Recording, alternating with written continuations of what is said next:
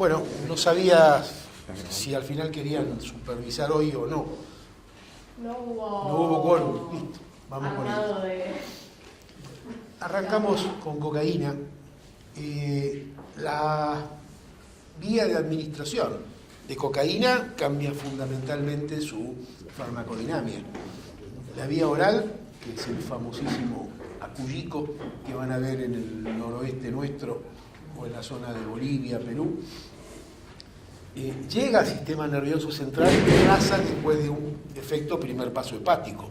Por eso es que la cantidad de econinas, que ese es el principio activo que tiene cocaína, y el que miden estos reactivos que les traje, son realmente bajas. Saben que hace unos cuantos años cambió la legislación y en todo el territorio, si una persona está con hojitas de coca y quiere coquear con bicarbonato, eso no es ilegal en todo el territorio. Antes sí lo era, y si agarraban a alguien que viajaba, por ejemplo, tenía algún tema policial. Vean que la vía inhalada significa que en 3 a 5 minutos llega a órganos blancos, cerebro, pero por supuesto también corazón, sistema cardiovascular en general. La vía intravenosa son 14 segundos en que llega a órganos blancos, y la vía fumada mucho menos. Entonces tengan en cuenta que cualquier sustancia que se administre por vía fumada, esta es la vía más grave. Es como si le estuvieran dando miles de endovenosas en lugar de la endovenosa. Entonces, con la cocaína pasa más o menos algo parecido. Vean ustedes que a partir de las hojas de coca, cuando uno dice, los laboratorios donde se produce la cocaína, uno piensa en la palabra laboratorio y se imagina azulejos blancos. No, un laboratorio es un pozo en el medio de la selva donde se espolvorea con cal, se usa nafta como solvente para hacer este primer subproducto, que es el extracto de coca. Mezclado con ácido sulfúrico se obtiene el sulfato de cocaína. Esta es la pasta base de cocaína. El paco no es ningún desecho, no es ningún producto de descarte, es un producto previo en la elaboración, que significa menor utilización de otros químicos, como por ejemplo el ácido clorhídrico o el éter, que todos los cuerpos de seguridad esto lo tienen absolutamente marcado. Entonces, fabricar clorhidrato es más caro, es más inseguro, fabricar paco es más barato.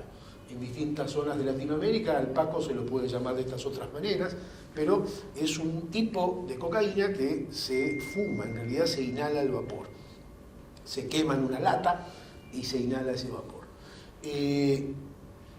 A partir del clorhidrato de cocaína, también con un método bastante sencillo que está en YouTube, si ustedes quieren buscar, van a encontrar cómo esto se puede cocinar en un microondas, por ejemplo, y obtener el crack o el freebase. Esta sí es una cocaína más refinada, más pura, que también se consume por vía fumable.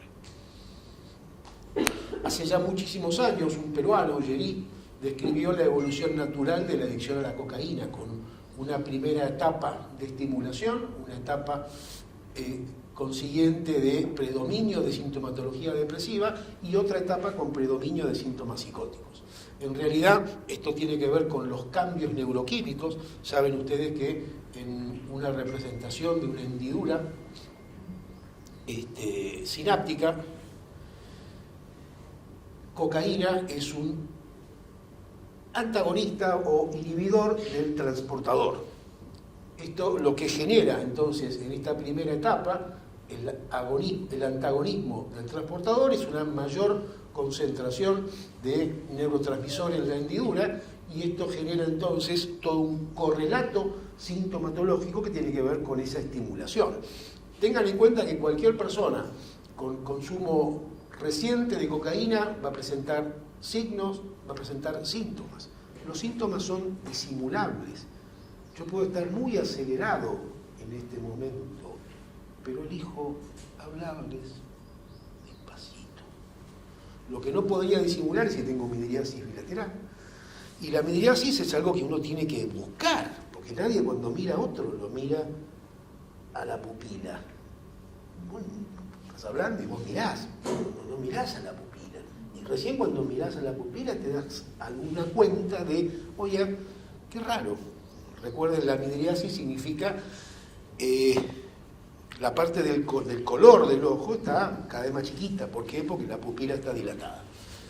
Lo mismo si le toman la presión, lo mismo si le toman el pulso, si lo tocan, o si observan esa característica rigidez muscular, que puede ser de embaramiento corporal, que puede ser de rigidez de los maceteros, y esta cuestión de los tics,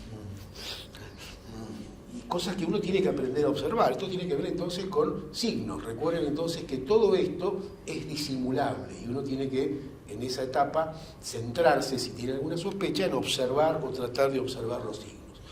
A la etapa entonces de estimulación, y esto es variable, recuerden que la adicción significan cambios neuroplásticos, recuerden entonces que hay intentos de compensación que hace el organismo con una menor cantidad, por ejemplo, de neurotransmisor en la biofase.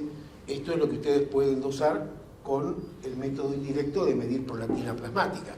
Una prolactina plasmática significa alguna consecuencia por la cual hay menores niveles dopaminérgicos.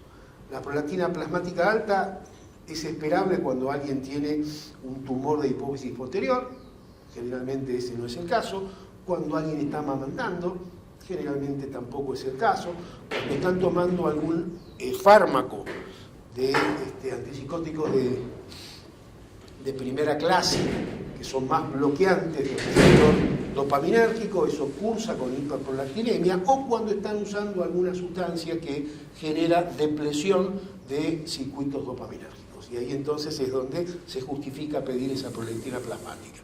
Vean ustedes que también empiezan en esta etapa a generarse estos productos de condensación. Saben ustedes que hay una enzima que es extramitocondrial, que es la COMT, que degrada a las catecolaminas, esta catecol o metiltransferasa.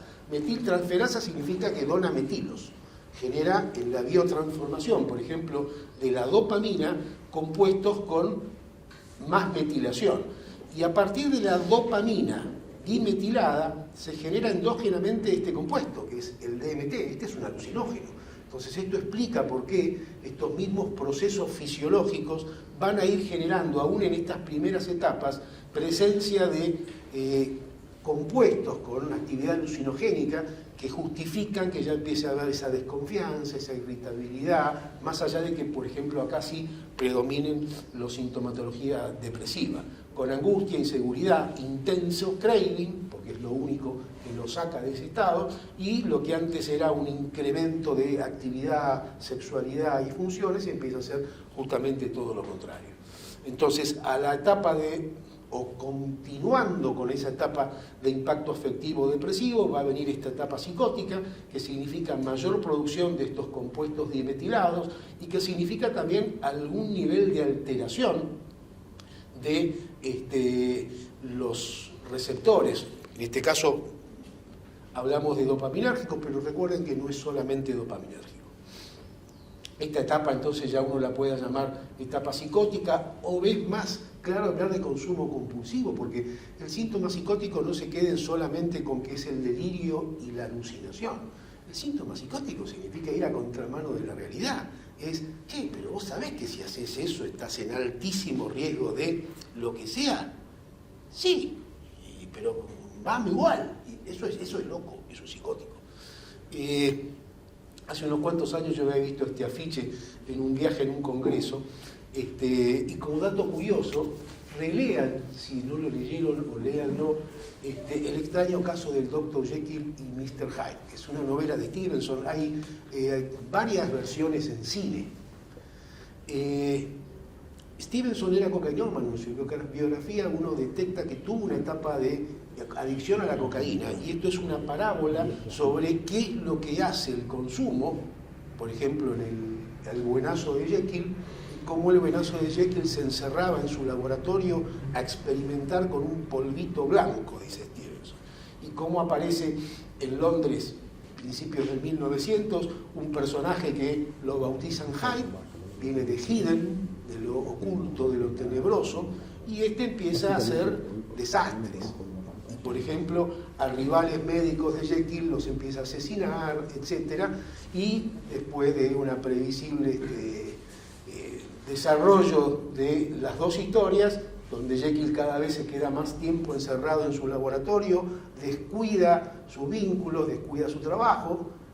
Había una novia que le escribía cartas y las cartas ya no iban y venían, sino que solamente iban y no se contestaban, y en una redada finalmente lo matan a Hyde, que a la luz de todo se vuelve a transformar en la versión Jekyll. Hay pérdida de control de conductas instintivas. Recuerden, hay alteración neuroplástica, hay dificultad y falla de circuitos cognitivos y circuitos de freno. También ya lo vimos, recuerden que el mecanismo de acción es la inhibición o el antagonismo del transportador. El transportador es esta proteína compleja perteneciente a estos sin portadores. La complejidad de esta proteína significa que hay múltiples sitios de unión y de distintos ligandos que pueden actuar. Acá actúa el modafinilo o el armodafinilo, por eso es que esta acción agonista parcial que tiene modafinilo contrarresta la acción de cocaína. Una persona con modafinilo que consuma cocaína no va a tener un efecto tan estimulante, justamente porque ya hay una competencia a nivel de este transportador, que recuerden es un receptor, además de transportador, está ligado a un sistema de proteína G. Hace unos cuantos años, a partir de esta acción, un grupo en Estados Unidos, Barbara Fox, desarrolló una vacuna, llamó ella, en realidad era impedir que cocaína se una a su sitio en el transportador. Esto realmente era muy eficaz, pero era muy costoso. Entonces, si bien fue eficaz como técnica, después no se pudo implementar clínicamente justamente por los costos. Había otra estrategia de inmunización, que es intentar generar un complejo con reacción por anticuerpos para que no atraviese cocaína la barrera hematoencefálica. También eficaz, pero costoso, no tuvo utilidad clínica. Recuerden entonces las diferentes conformaciones que puede tener este transportador y de ahí la enorme variabilidad de efectos que esto va a tener. Clásicamente también hay una alteración entonces receptorial con una incremento. Saben ustedes que es muy lineal hacer este tipo de lectura, pero el incremento de actividad de uno podría tener que ver con también la propensión a la sintomatología psicótica, la disminución de actividad de dos podría tener que ver con la aparición y la justificación de sintomatología afectiva, pero en realidad lo que vamos a ver es esta evolución hacia la bipolaridad. Este sería un poco la evolución clínica normal del paciente con espectro bipolar, donde primeramente y dependiendo siempre también de un factor estresógeno va a haber episodios afectivos. Generalmente los episodios afectivos en la bipolaridad son a predominio depresivo.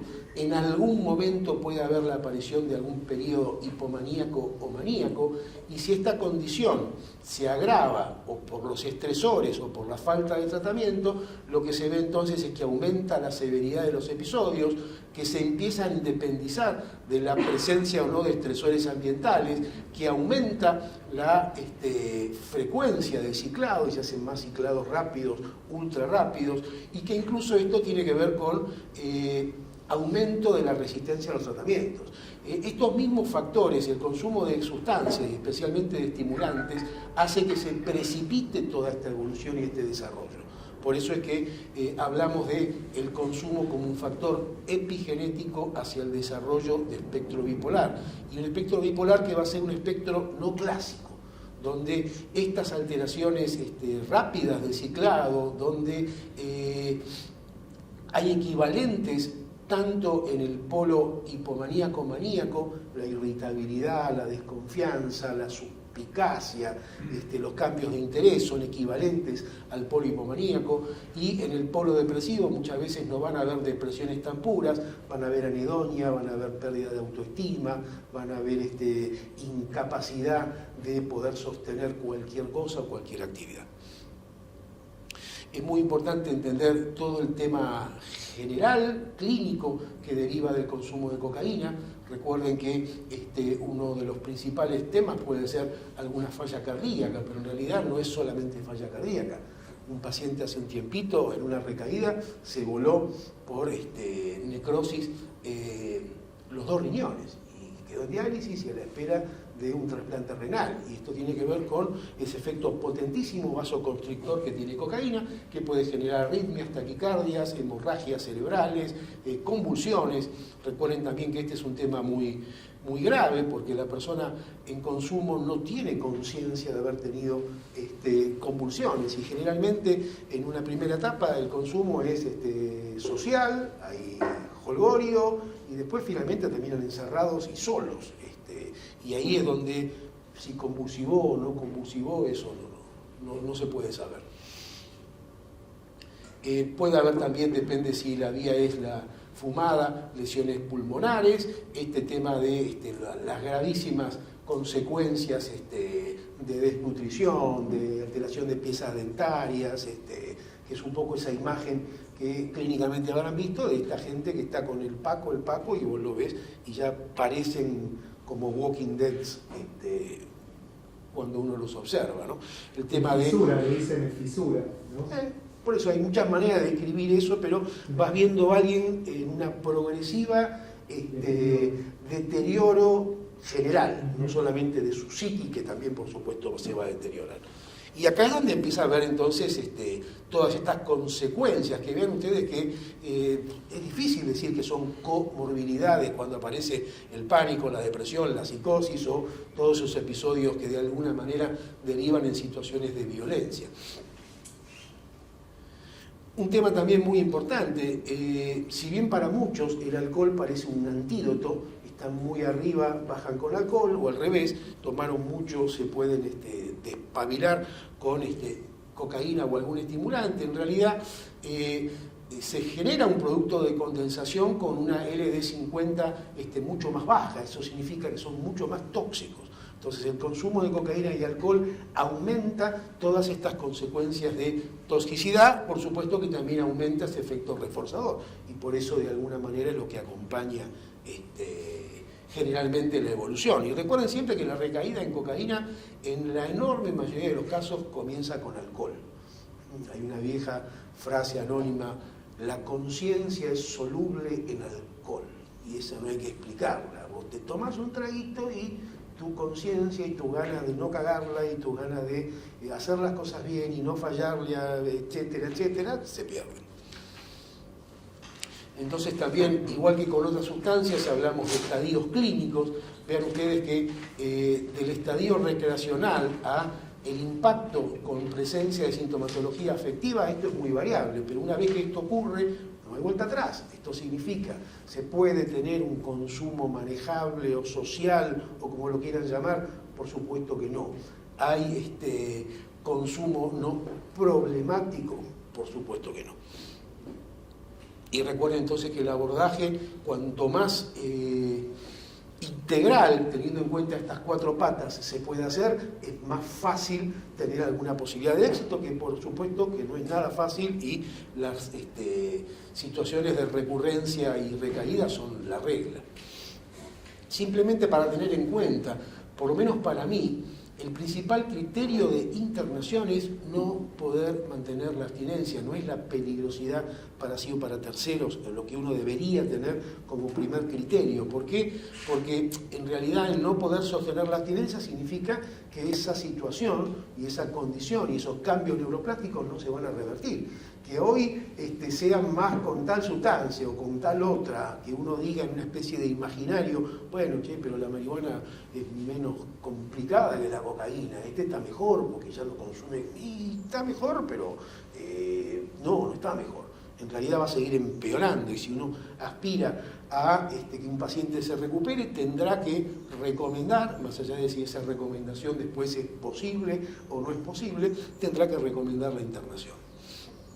Sobre todo también tengan en cuenta este consumo compulsivo y esto que yo lo quise bautizar enajenación en la cultura tóxica, pero lo único que a vos te importa es eso, y sí. Recuerden entonces que el abordaje farmacológico en adicciones no debería ser como una herramienta de contención. Cuando usa así el fármaco en estos pacientes no lo está usando bien. La contención tendrá que venir por otro lado. Si dependés de tu familia, no le dan recursos. Si aún sin recursos lo genera, roba, delinque o lo que sea, y habrá que pensar seriamente en internarlo. Y si no se quiere internar, ¿para qué venís acá si no te podemos ayudar en estas condiciones? En realidad es un poco todo ese abanico que a veces uno tendrá que ver qué decisiones clínicas toma. En el sistema público, la internación, que nosotros lo que hacemos es pedir las internaciones a Cedronar, en comunidad terapéutica, porque en el hospital, con esas características que yo coincido, que son para internación, no los internan, lo que es clínica o salud mental, pero sí en las comunidades terapéuticas. Y eso tarda un mes y medio.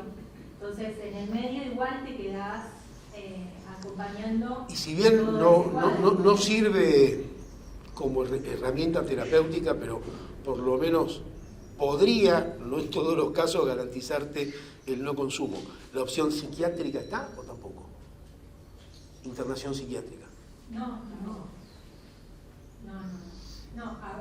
Lo que nosotros hacemos es que vayan igual a la guardia de salud mental, que los evalúa un psiquiatra y quizás inicia un esquema de medicación ahí como para tratar de acompañar, porque la persona tiene voluntad de tratamiento, o sea, va por la abstinencia o por lo que salga, y quiere internarse o quiere hacer un tratamiento, inicia un esquema por guardia y nosotros sostenemos como mientras tanto hasta que salga esa internación.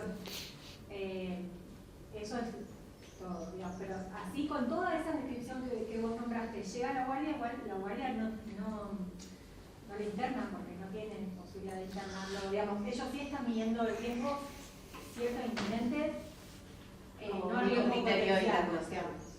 No tiene criterio de internación. No, digo, el riesgo cierto inminente lo toman como único criterio de internación. Claro, no el potencial, no todo lo otro. Mira, entiendo que la limitación de recursos marca un poco tu capacidad. A veces uno podría intentar armar con un entorno, si existe un entorno medianamente sano, algo que se parezca a un cuidado más intensivo, cuasi un sistema de internación domiciliaria. Entonces, no lo dejan solo, lo tienen que tener cuidado, no maneja el celular, no maneja dinero, no tiene que tener esto, y a veces tampoco con eso lo puedes hacer. Tengan en cuenta en la intoxicación aguda un problema que lo tienen muchísimo médicos en emergentología, es el usar el famoso cóctel lítico y el inyectable, y eso te puede prolongar el intervalo QT y eso te puede dar una arritmia aguda. Es difícil. Entonces, ante el riesgo de intoxicación con cocaína, yo no usaría, si estuviera arriba de la ambulancia, alopidol, nosinam, fenergan, ampliactil, etcétera, que a veces meten todo, y el lorazepam, que parece siempre como si fuera la frutrillita del poste. La verdad que no. Sí es más fácil en ese tema tratar de manejarse con clonidina.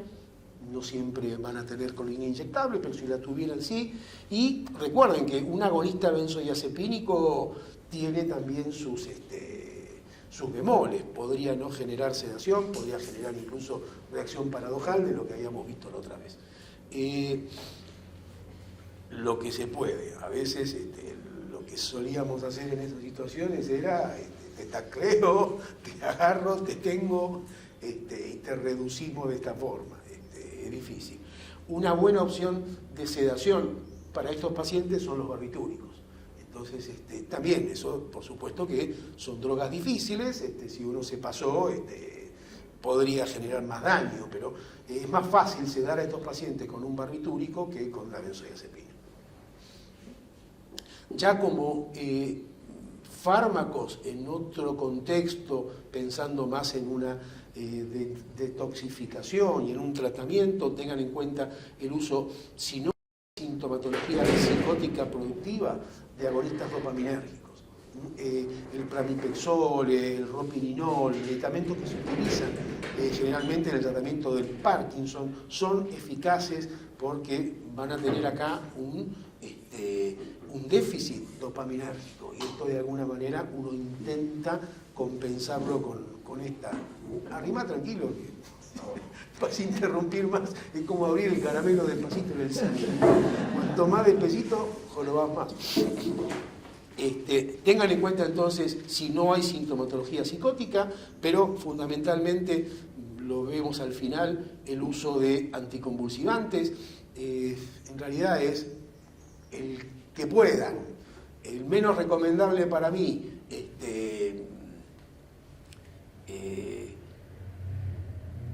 como el tegretol, la carbamazepina, pero si no tenés otro, prefiero eso, y después verán qué hacen con la inducción, etcétera, etcétera. Pero son todos pro-inhibitorios, anti-excitatorios, ayudan un montón.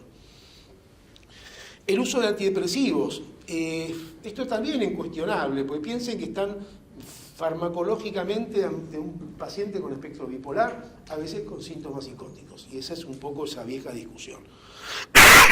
Se utilizan antidepresivos, el antidepresivo no te puede generar switch hipomaníaco, y sí, pero muchas veces lo tenés que usar, porque el paciente clínicamente tiene cuadros mixtos, tiene depresión.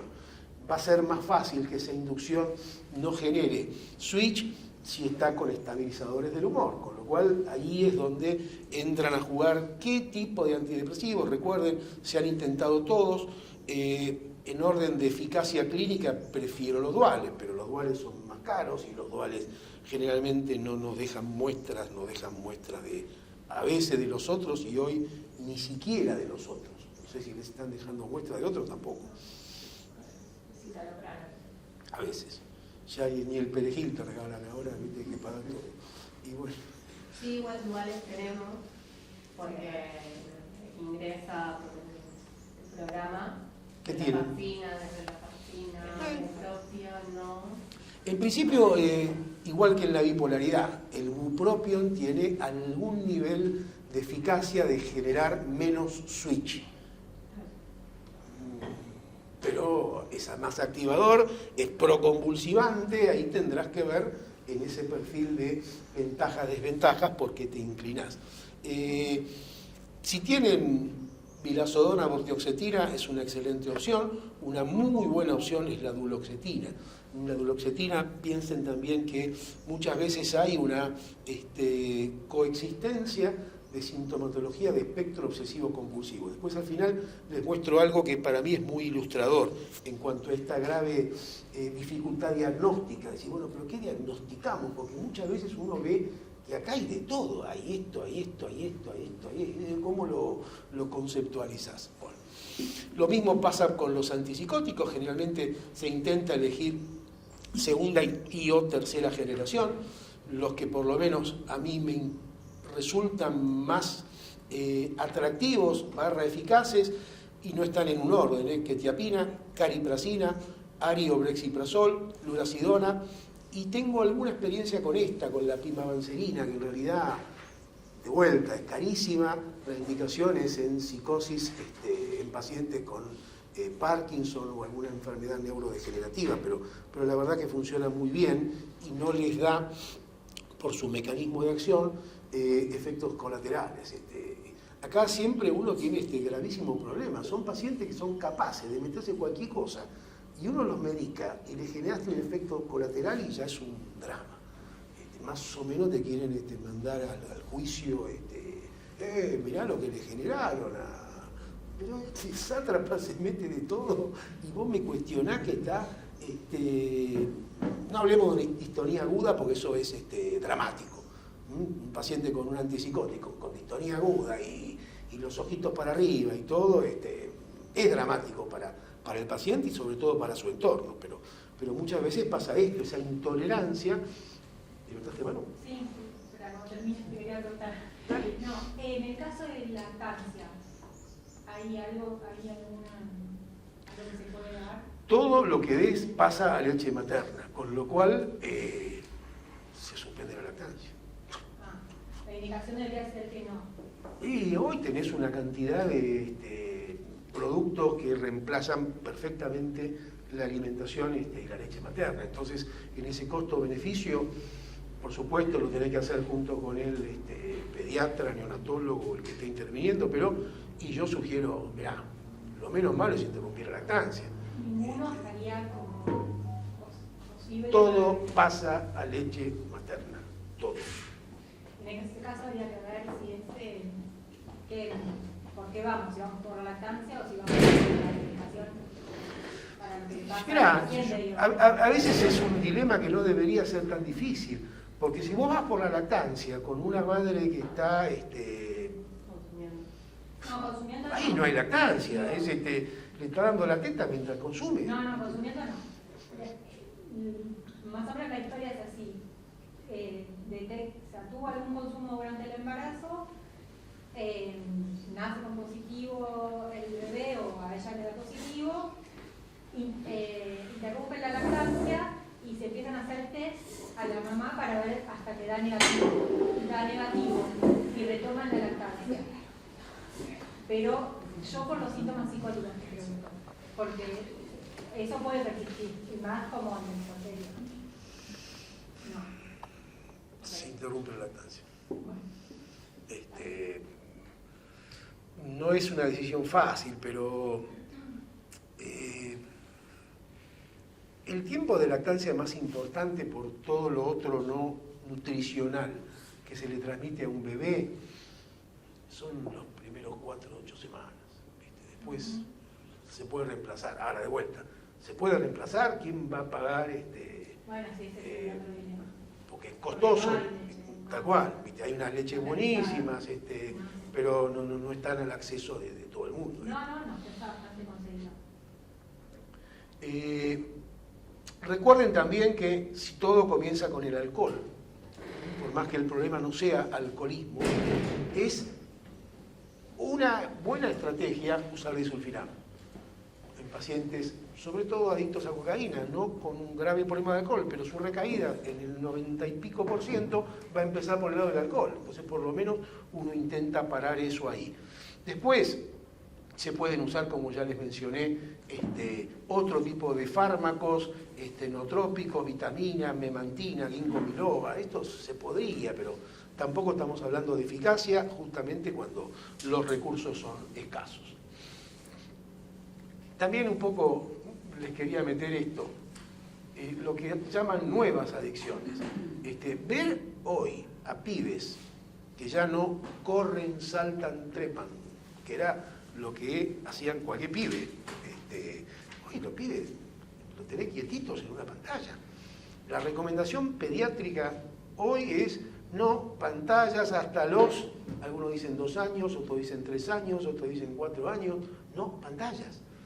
Realmente las pantallas, y esto que estamos viendo hoy, que no solo le pasa a los pibes, FOMO,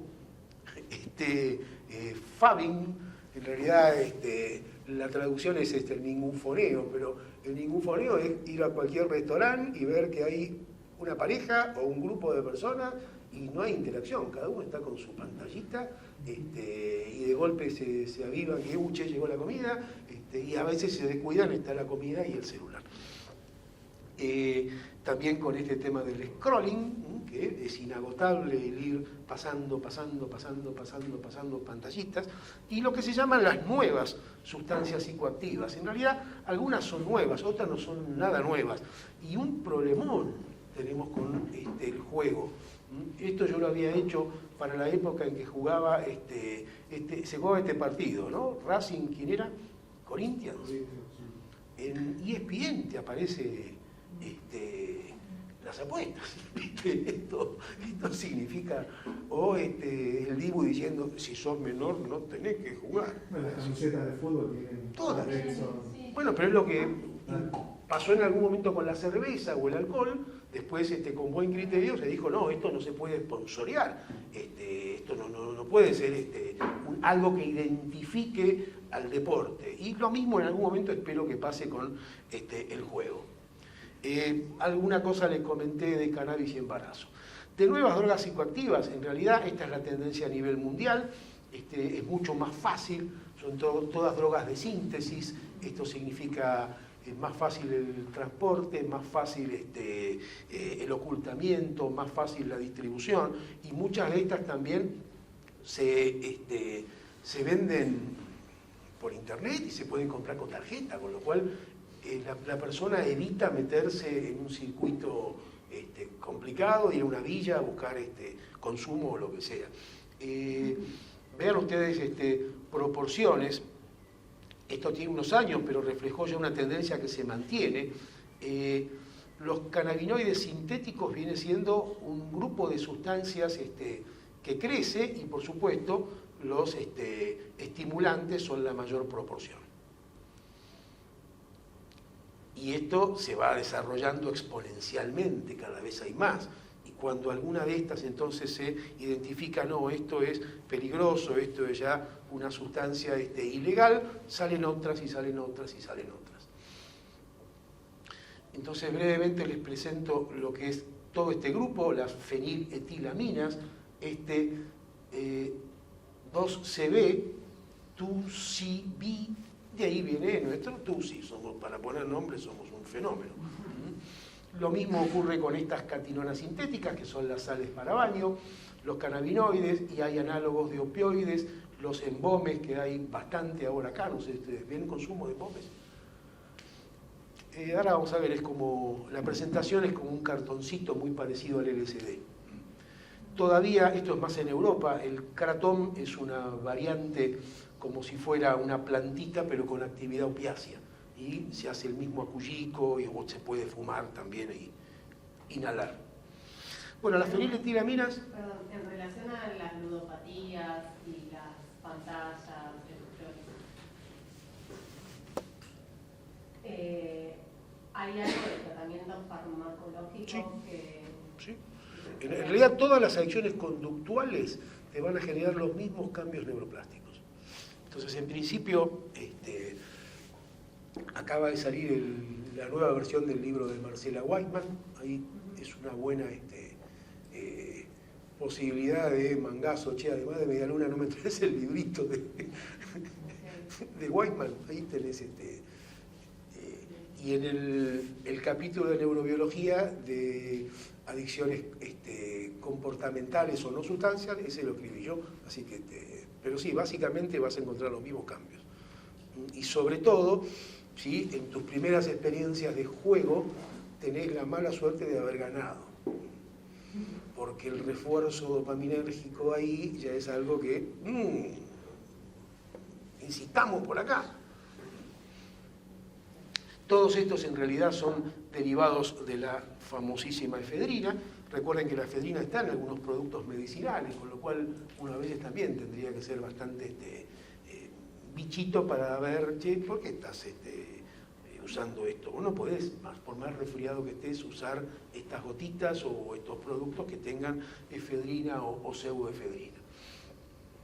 Recuerden que el gran problema de las feniletilaminas es su farmacocinética y esta inhibición de su propio metabolismo, con lo cual entre la llamada dosis recreativa y la dosis tóxica hay pequeñísimo paso. Esta es una clásica que es el éxtasis o el MDMA.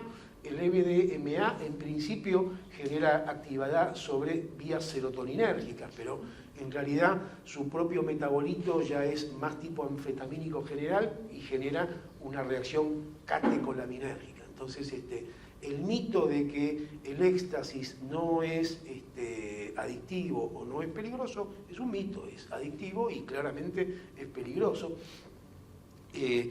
Acá tienen un poco esta farmacocinética, vean que con una dosis recreativa, si una persona no espera, no tiene paciencia o lo que sea, rápidamente va a pasar a dosis tóxicas. Y esto tiene que ver también entonces con graves interacciones. Saben ustedes que si se consume alcohol, por ejemplo, el alcohol también va a modificar la farmacocinética y va a potencialmente aumentar los niveles plasmáticos, con lo cual el riesgo de toxicidad es más importante. Y el principal metabolito del MDMA es el MDA.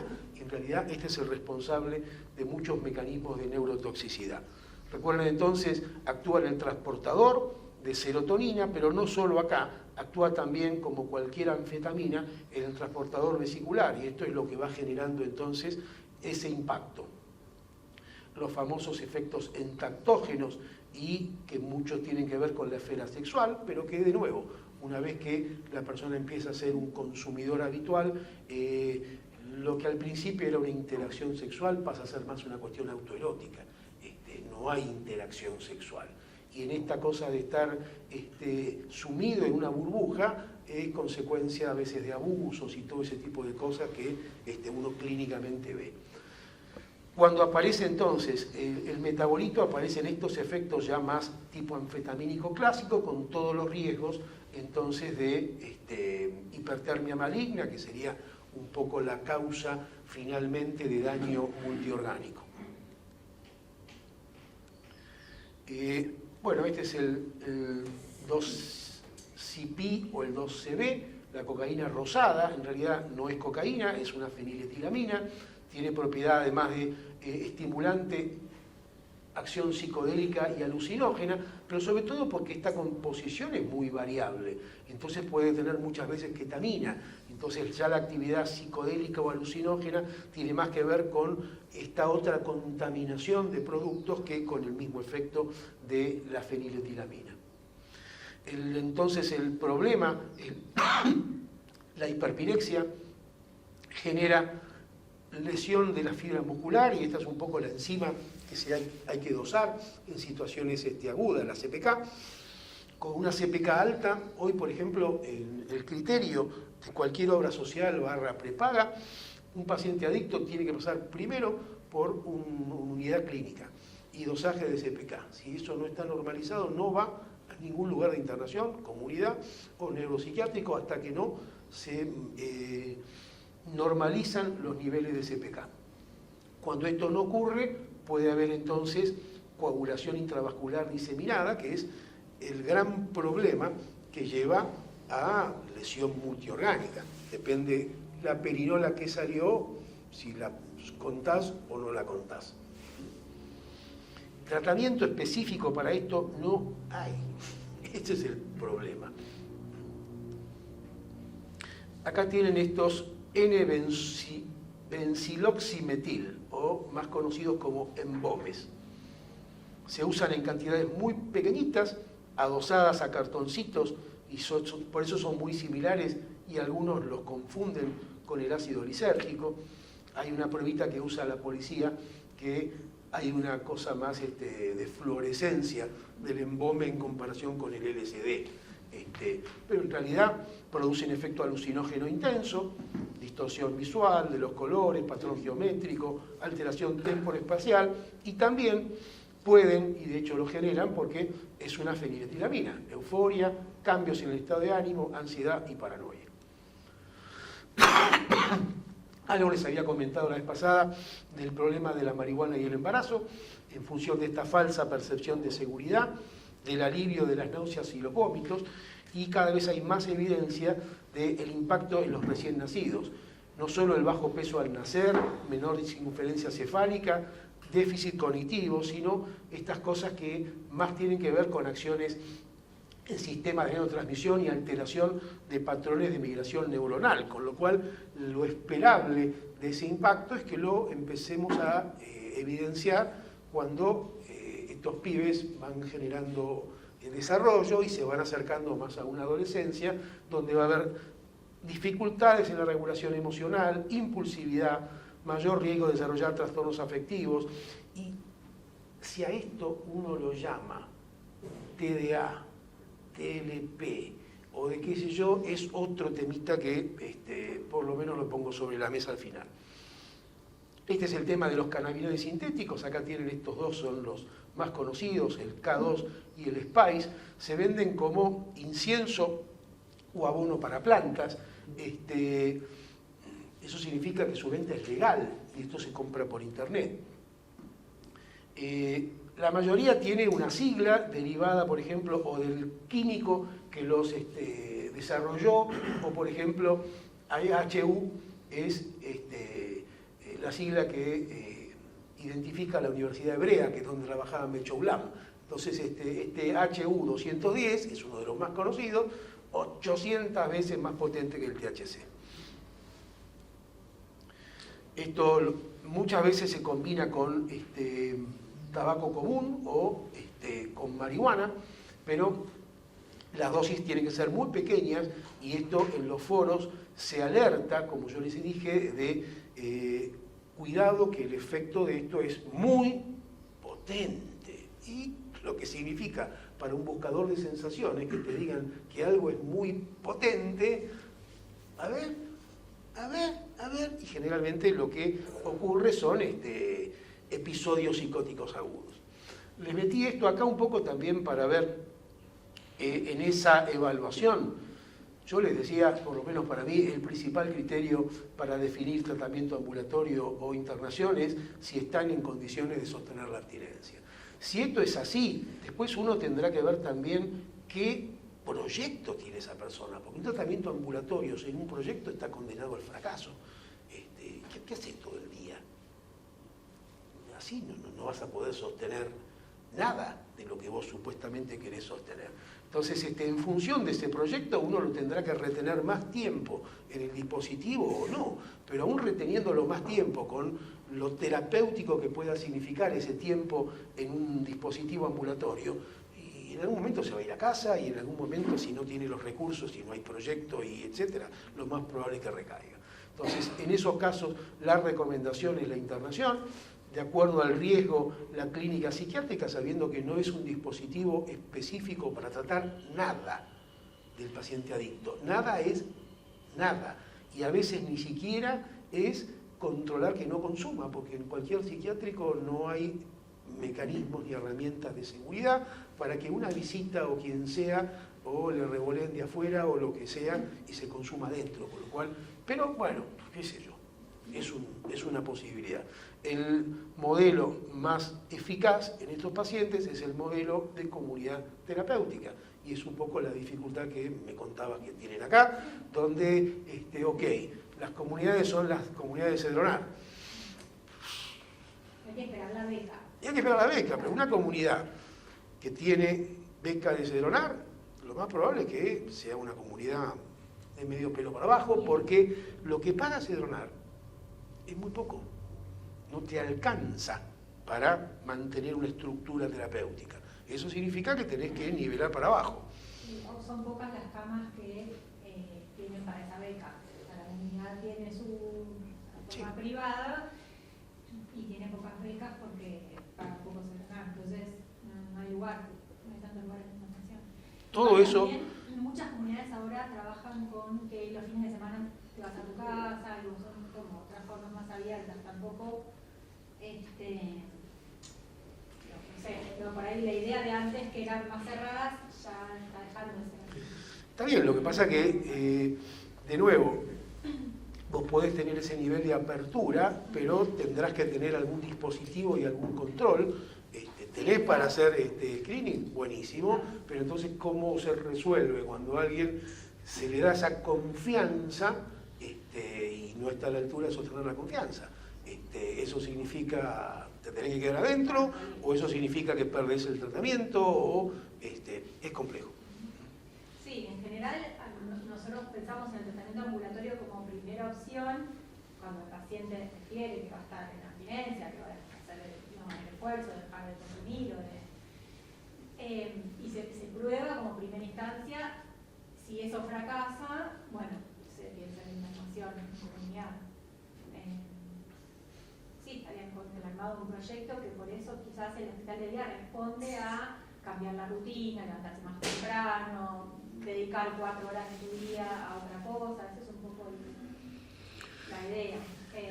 Es el más eficaz y, como siempre, es una patología compleja, y todas las complejidades que hacen, vos los mandaste afuera al fin de semana, y al fin de semana por ahí no hay un medio contenedor, por ahí vive en una zona de altísimo riesgo, con lo cual... Se trata de armar con la iglesia, con el DNA, de armar el fin de semana también pensando en qué otros lugares, por fuera de lo que tienen acá, se puede transitar para sentirse más acompañado, apoyado.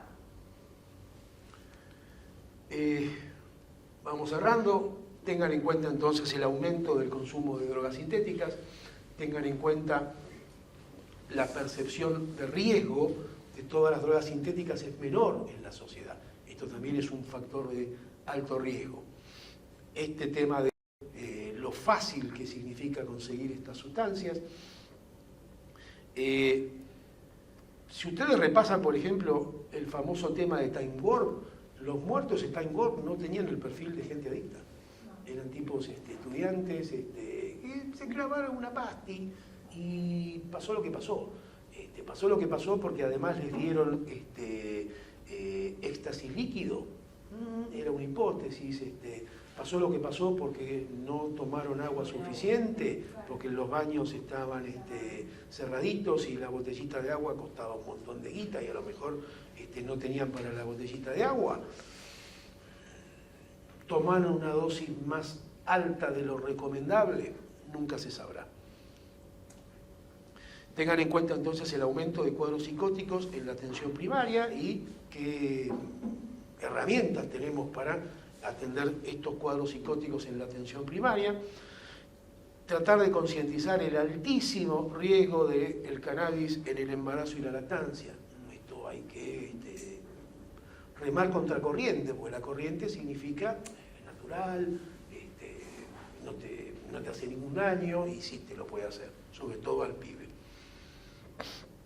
Hace no mucho se me ocurrió pedirle a la inteligencia artificial: ¿me haces un animal que tenga un poco de perro, un poco de gato, un poco de ave, un poco de reptil?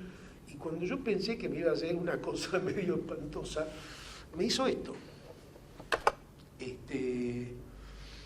con esto yo lo que intentaba es poner en primer plano este problema que el diagnóstico categorial tiene con este perfil de paciente.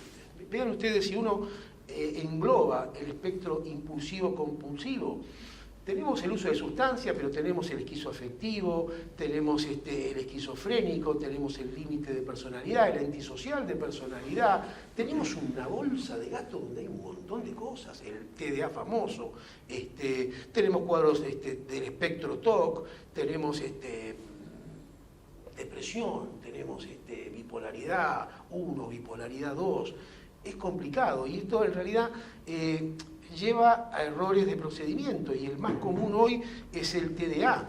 Hay muchos métodos de evaluación neurocognitivos con una batería específica para detección de TDA. En todos estos pacientes esa batería te va a decir es TDA.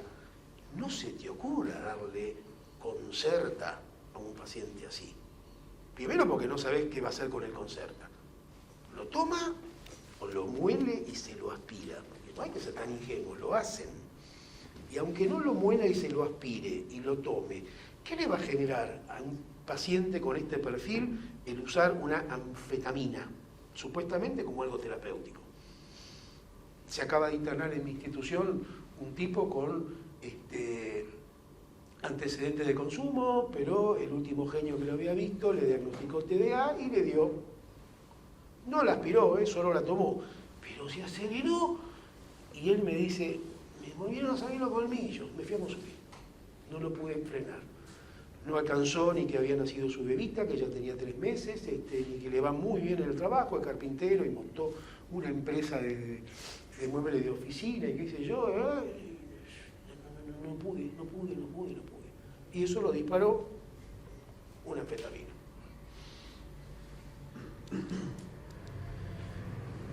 Los tratamientos psicofarmacológicos se deberían orientar a lo que se llama espectro bipolar. Se deberá considerar tiempo de evolución, gravedad sintomática para utilizar 2 o más estabilizadores del humor. 2 o más significan 3, sí. 4 también. ¿Por qué 4? Y mirá, la lamotrigina, la lacosamida, el gabapentin seguro, y por ahí a lo mejor también en ese caso hubo que recurrir a pregabalina porque el nivel de ansiedad no alcanzaba el gabapentin y no era eficaz y era preferible, etc.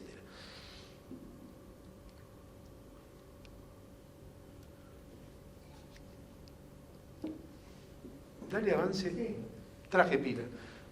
igual que en la bipolaridad, considerar la polaridad dominante a la hora de esquema psicofarmacológico. Y si la polaridad dominante es depresiva, uno en ese caso sí tratará de, además del estabilizador, ser un poco más incisivo con el uso del antidepresivo. Entonces, lo que uno tendría que tener en la cabeza como ejes del tratamiento farmacológico en adictos es el espectro impulsivo-compulsivo, van estabilizadores. El craving, agonistas dopaminérgicos, un modafinilo, la anedonia, lo mismo o entrará el antidepresivo. El tema gravísimo del insomnio, trazodona es lo más eficaz en estos pacientes, no es cara, es más barata que cualquier hipnótico. Y ver en todo este espectro de síntomas afectivos si predomina la ansiedad, si no predomina la ansiedad, si predomina esta cuestión más psicótica o a veces equivalente al síntoma psicótico. Listo. ¿Preguntas, dudas?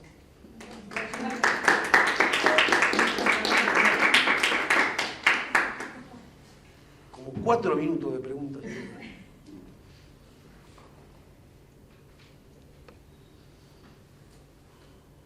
Yo la otra vez quise preguntar de las benzodiazepinas. ¿te pregunto yo? Sí. No sé si. Bueno, yo había escuchado en alguna de las presentaciones que no estaba recomendado el uso de benzodiazepinas en pacientes de consumo y le preguntaba a Pame por qué o qué otra cosa. ¿Qué podés usar? Había algo de que además de que no estaba indicado porque no estaba no generaba buen efecto, había algo perjudicial también en el uso. Mira, al principio lograr efecto ansiolítico lo vas a lograr con dosis mucho más altas. Con lo cual ahí sería una primera objeción. Otra objeción es, muchas veces hay más presencia de efecto paradojal en pacientes adictos, justamente por estos cambios conformacionales, con lo cual no solo es menos eficaz, podría ser también contraproducente. Entonces, habitualmente uno da la benzodiazepina como hipnótico a la noche. En algunos otros casos, como ansiolítico durante el día. Como hipnótico a la noche, hay mejores opciones. Trazodona, mejor opción. Gabapentin, mejor opción. Yo no indico normalmente el antipsicótico como hipnótico, pero en un contexto donde uno ve que también hay una cuestión de espectro bipolar y una quetiapina sale con fritas, ¿viste? Y va a ayudar con el insomnio. Después, si no tienen clonidina, que no la tienen, que macana, porque esa podría funcionar muy bien. Piensen en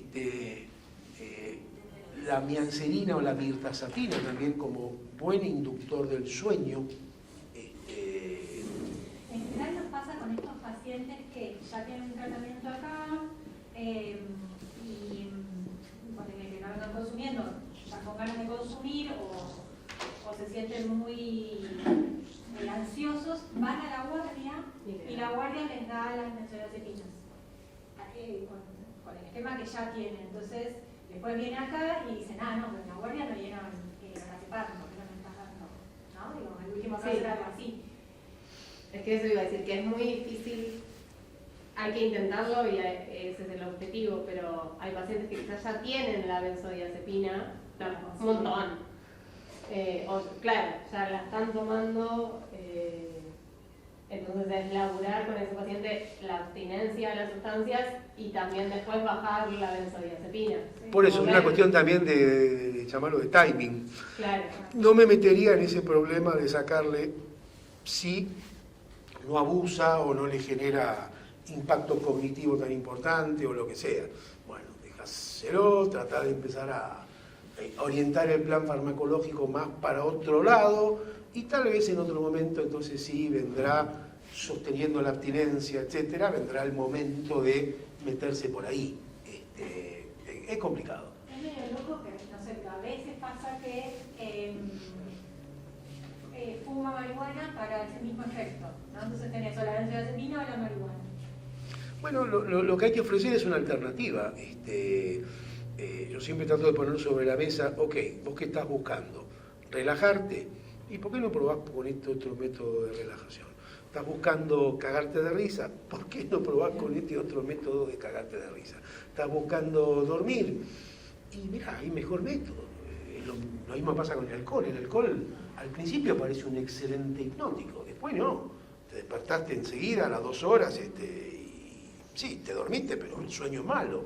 Con esto vas a dormir mejor. Entonces tratar de ofrecer una alternativa que signifique realmente para la misma persona y sobre todo para el entorno, no, che, esto es mejor que esto que vos venías haciendo. El tema a trabajar ahí es el placer. ¿Entendés? Y cómo queda cegado el placer en el consumo y cuando te querés acordar, che, ¿vos de qué disfrutás? Sos un discapacitado para el placer. Hay que trabajar eso, tenés que empezar a ver cómo retomar situaciones de placer por vías que no sean químicas. Sí, no van a ser el dedo en el enchufe, como le dije en algún momento, no, pero está bueno compartir esta situación, compartir esta otra situación, disfrutar de, che, un domingo, un asado sin quilombo en tu casa, ¿no lo disfrutás? ¿No lo disfrutás? Y a lo mejor lo empiezas a disfrutar. ¿Viste? Es un trabajito hormiga y hay que ir por ahí. Pero el placer tiene que estar en todo tratamiento en adicciones, como tema importante, central.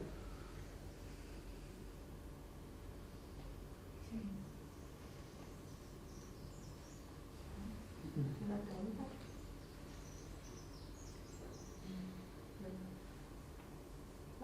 Entonces me pueden convidar un mate. Sí. Vamos con el mate. Y esto está medio...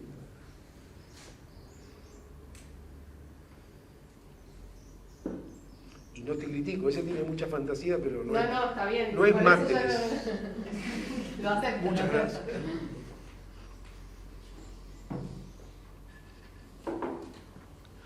Bueno, no sé qué cosas les puede haber dejado este ciclo, espero que alguna herramienta les pueda quedar.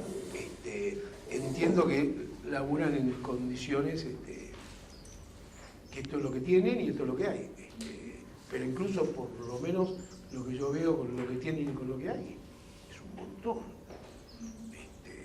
Tampoco se queden con la idea de qué pobres que somos, no.